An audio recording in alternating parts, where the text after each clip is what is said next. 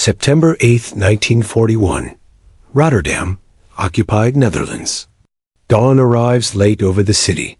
Filtered through smoke, it still clings to brick and bone. The hospital stands crooked against the morning, its windows shattered, its façade blackened where fire climbed the walls only hours before. Inside, the smell of antiseptic fights a losing battle with soot and damp plaster. Beds lie overturned. 4 stands are bent like broken limbs. Somewhere, water drips steadily from a cracked pipe. Counting time no one is ready to measure yet. In a corridor stripped bare by the blast, a woman kneels beside a gurney, tightening a bandage with hands that do not tremble. Her sleeves are rolled up. Her hair is pinned back with surgical discipline. A senior nurse, though no one calls her that now. Rank feels irrelevant in ruins. She pauses, just for a moment, listening. Boots echo outside. German boots. Orders barked sharply, already moving on to the next problem, the next building, the next calculation of usefulness. This hospital, they decide quickly, is finished. Too damaged, too inefficient, a liability. She lowers her eyes and continues working. The evacuation comes swiftly. Administrators gather papers they believe still matter. Doctors are reassigned. Patients who can walk are sent home. Those who cannot are transferred elsewhere. By evening, a sign is nailed to the door condemned. Scheduled for closure. Another hollowed space in a city, learning how to live with holes. And yet, as silence settles, the nurse notices something others do not. The guards leave. No patrols linger. No sentries watch the entrances. The Germans trust destruction.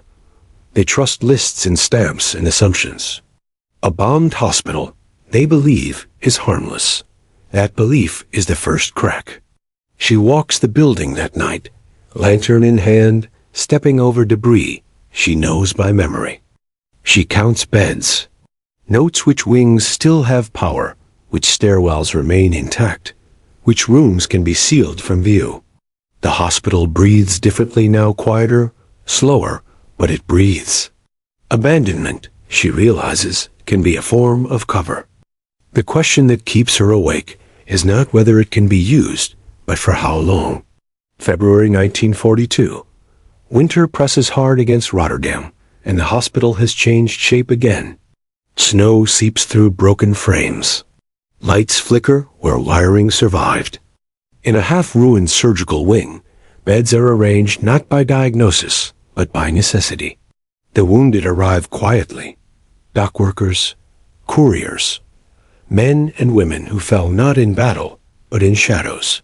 German patrols still pass through occasionally, boots crunching on frost. They glance at charts clipped to bed frames, and nurses moving with practiced calm, and see only sickness, only burden, only a place unworthy of attention. They do not see command. The nurse has learned the language of bureaucracy better than any weapon. Patient transfers become signals. A red mark on a chart means delay. A change in dosage time means movement. Supply logs dull, endless columns of numbers carry messages folded neatly into routine. She writes in chalk on a board, meant for schedules, erasing and rewriting as shifts change. Rail movements are discussed as fevers. Troop strengths disguised as recovery rates. It works because it is unremarkable. Because no one believes healing and strategy can occupy the same space. Invisibility is her shield, but it is a fragile one. There are nights when German officers linger too long in the halls, their eyes sharp, their questions polite, but probing. She answers with efficiency, with fatigue worn honestly on her face. She lets them see exhaustion, not calculation. Inside, she measures risk constantly. One misfiled chart, one curious clerk, one guard who reads too closely. The stakes are not abstract. If discovered, the hospital will not simply close. People will vanish. Names will be erased. Still, the work continues.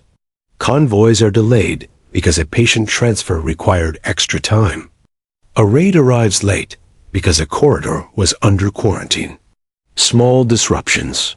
Almost nothing. Enough. The resistance learns to trust the hospital because it never announces itself. Orders flow without signature. Decisions are made without ceremony. She does not attend meetings. She does not carry a gun. She carries peas. There is a night when suspicion nearly collapses everything. A German medical officer arrives unannounced, inspecting wards with irritation sharp as a scalpel. He stops at a chart. Frowns. The nurse stands beside him, hands folded, waiting. Seconds stretch. Somewhere, a patient coughs. Chalk dust settles. The officer snaps the chart closed and moves on, more annoyed by inefficiency than alarmed by possibility. After he leaves, she allows herself one breath. Just one. She knows then that the hospital cannot last forever, but it does not need to. It only needs to last long enough. May 1945. Liberation does not arrive with ceremony here. No grand announcement. No speeches echoing through the wards. It comes as absence. German boots no longer pass the doors. Orders stop coming. Fear loosens its grip slowly, like fingers pried open one by one. The hospital reopens officially within weeks. Windows are replaced. Walls repainted. New signs go up, clean and reassuring. The past is scrubbed away with admirable efficiency. Files are destroyed, not by accident, by design. Blueprints of secrecy burned alongside records of necessity. The charts that once carried commands return to meaning only what they say: recovery, discharge, death. The nurse returns to routine work. She trains new staff.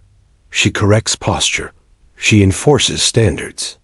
She does not tell stories. There are no medals, no citations. Her name appears nowhere it once mattered. The resistance celebrates. Victories with faces and photographs and speeches that fit neatly into history's appetite for clarity. There is no place in them for a hospital that refused to die.